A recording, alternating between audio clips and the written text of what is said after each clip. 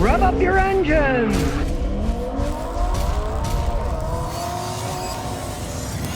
Well, the other day, thieves took over $1 million worth of Ford trucks from a Ford storage lot. They were the Raptors, the expensive ones. I guess the guys rammed the gates and then took them out.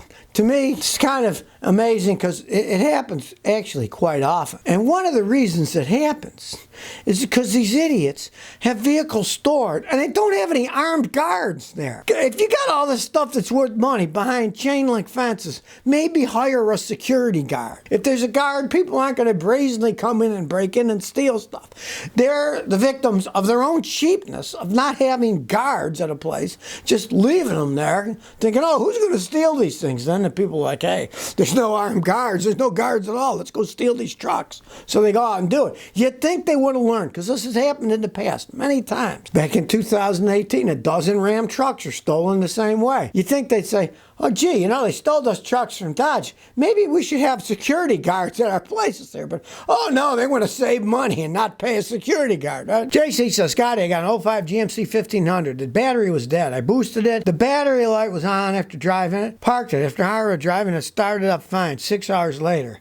Is it the alternator? You want to test them. Auto parts stores test them. Free mechanics test them. If you don't trust anybody, you're like me, you don't trust people, go on Amazon, you get a good battery tester for about $69 used on any car you'll ever have. They're real handy. It started up after you drove it. The alternator's charging the battery because you jump-started and drove it. If the alternator was bad, you jump-start it, you drive, the car will die again because the alternator's not charging the battery. More often, you got a bad battery, and it just got a certain period and it stopped, and now it's working again, but it'll go bad again. Get it load tested, but from my experience, normally that's a bad battery. Now, it could be a bad battery and a somewhat weak alternator. You test them both together, and if they're both weak, replace them both, then you have to think about them for years and years. Candy Jones says, what's the best way to fix secondary air system on an '08 Toyota Tundra? Yeah, that is a cow of a job. You got to take the intake manifold off to replace it. The parts cost a fortune. The best way to fix it is to move, like I did, to Tennessee, where they don't do inspections on a car and just drive it. The vehicle will run perfectly fine. That's just a very minor anti-pollution system that works on the startup of the car. In Tennessee, no one cares. But you're going to have to, if you want to fix it, you got to take the intake manifold off. You got to replace very expensive pumps that are in there, solenoids. It's an expensive job. There's no way out of it. But if you live where they don't do emissions testing, you can just ignore the thing and drive it. Won't hurt the vehicle one iota. That's just a stupid anti-pollution thing that Toyota screwed up on those. And then when they get to be older and break, it costs you a fortune to fix them. And there's no way out of it. I mean, if I had one and I wanted to fix it, I'd take the intake manifold off. It's a royal pain in the rear end. Metal Captain says, Scotty, how good are the old 80s Mercedes 300D diesels in today's world? Should I buy one? Well, they're excellent diesels. But you did say 80s. And that was 42 years ago. Any 42-year-old vehicle could very easily be worn out. Now, you can still get parts for them. They're a 5-cylinder diesel engine. And if you don't care about acceleration, you don't care about real fast, get the plain 300D, not the Turbo D, because the turbos wear them out a little faster.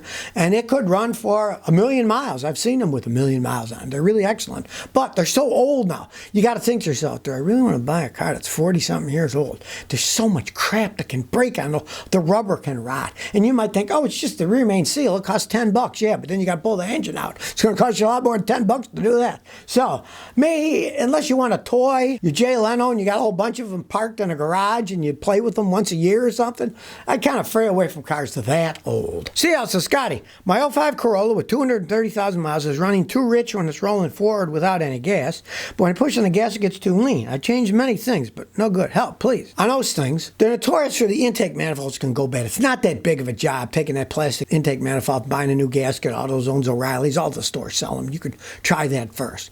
You'd also want to first clean the mass airflow sensor. It could just be dirty. Now, if it's not that, have a guy like me analyze it. You don't want to just guess. It could be a bad mass airflow sensor. They just screw out with 2 screws, snap in and go in. You don't have to reset anything. You just turn it on and drive. You can try one if you don't mind buying one. Just don't buy one of those cheap Chinese-made ones. You got to get an OEM Toyota one, or you'll regret it. Zon85 says, Scotty, will you ever buy a new vehicle in your life? Hypothetically, what would you buy new? Well, I just don't like wasting money. Like I say, I just bought a beautiful Yamaha 1300 motorcycle for $3 grand, right? Thing runs like a top. Why would I pay 16 grand for a new one? I don't drive it much. It's a toy, and it runs like a clock, the way that it is. Motorcycles are great to buy used because they have horrible resale value. I like it that they lose their value because I can buy them cheap. Now, the market's gone insane recently with this coronavirus and the coming recession where everybody wants to cash in as fast as they can. Car prices are going to come down at some point in time. They have to. When a recession comes, if people aren't spending money, if you understand anything about economics, if there's a big demand and there's a low supply, the price comes up. But if people stop buying, the price goes. Something is only worth what somebody's going to pay. A stock could be $1,200 a share, and then a week later it's $50 because it's only a belief. It's not real. It doesn't have any real value. Same thing with cars. They have no real value. They're only worth what anybody will pay. And if people stop buying and don't pay, the prices will go. So I refuse to buy anything new because it's a waste of money. Eugene Martin Lopez says, Scotty, I got a 2011 1.6 liter Ford Fiesta. It won't start. My mechanic replaced the TCM. It worked for 3 weeks, broke down again. What should I do? Well, one, take it back to the mechanic and say, hey, you didn't fix it right. Here's the thing that I always warn people. If you have electronic work done on your car, if you don't know how to do it yourself, hire a mechanic who's an expert. Say a guy says, oh, it's a bad transmission control module, let's replace it. He would have to check every single wire and sensor that feeds that transmission control module. Because let's say you got a short in one of the transmission sensors. That's what wrecked the TCM. If he doesn't fix that short and he just replaces the TCM, it's going to burn the TCM out again. So take it back to the guy who did the work and say, hey, what's going on here? If he says, oh, it's the TCM again, then, well, most people don't buy TCMs. They cost too much money, new. So a lot of them will just go to a junkyard and buy a used one. Who knows what he put in? Was it rebuilt? The rebuilt ones aren't worth crap on those modules. Nobody really rebuilds them. They just get a junkyard one, spray paint them, and say they were rebuilt. I've run into that so many times in the past, make my head spin, right? Take it back and say, what the heck's going on? Because if it is a bad TCM again, that means you got a short somewhere, he didn't find it, and he's liable for the work, not you. Ankles X says, Scotty, is it worth looking into a remanufactured tranny for an automatic '07 Volkswagen Rabbit? I owe $4,300, but it's 143 miles. And our Volkswagen's reliable. Well, you kind of answered your own question. Not reliable. The transmission's out already. I wouldn't, because my experience with rebuilt transmissions for those things is guys don't know how to rebuild them all that well. They'll give you a guarantee, but then if it doesn't shift right, you'll keep going back and forth to them till the cows come home and you give up years later and find that the guys don't know what they're doing. I would not. Now, why do you owe $4,300 on an '07 Rabbit? The car's not even worth that. Never get upside down in a vehicle. Don't pay too much for something. That's why I tell people, you got something that runs, don't look for something else now. The prices are insane. When the recession comes, the prices are going to drop like a stone. There'll be things for sale everywhere. Cars, houses, whatever. Don't buy now at the top, because then you're going to get screwed. The prices will...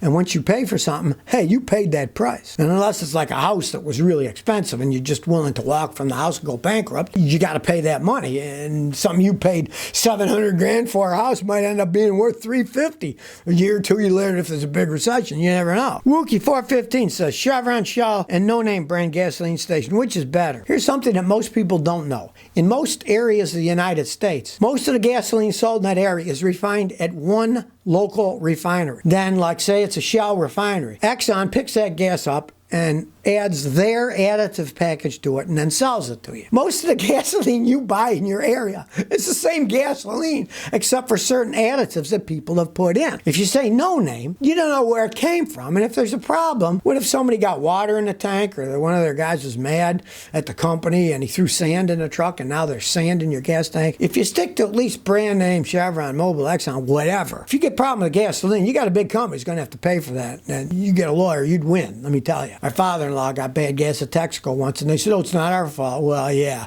Then he finds out that there's 100-something other people got the bad gas, and they found out some guy that worked for Texaco was mad, and he put acid into the tanker after he put gasoline in it to ruin all the cars because he was mad at Texaco. So, you know, you're going to have a recourse with the big company, but you're not with a no-name one. So that's the only reason I'd say it makes a difference. Headless Freak says, if you were to choose between an Alfa and a Toyota, which one would you get? Well, it depends on what I want. Now, if I wanted a lawn ornament, I'd get an Alfa because they're beautiful. If I wanted something that would last a long time and drive, of course, I'd get a Toyota. I would get an Alfa. Alfa is a crazy Italian company. It's always been on the verge of bankruptcy. Yeah, they're fast when they run, but then they break all the time.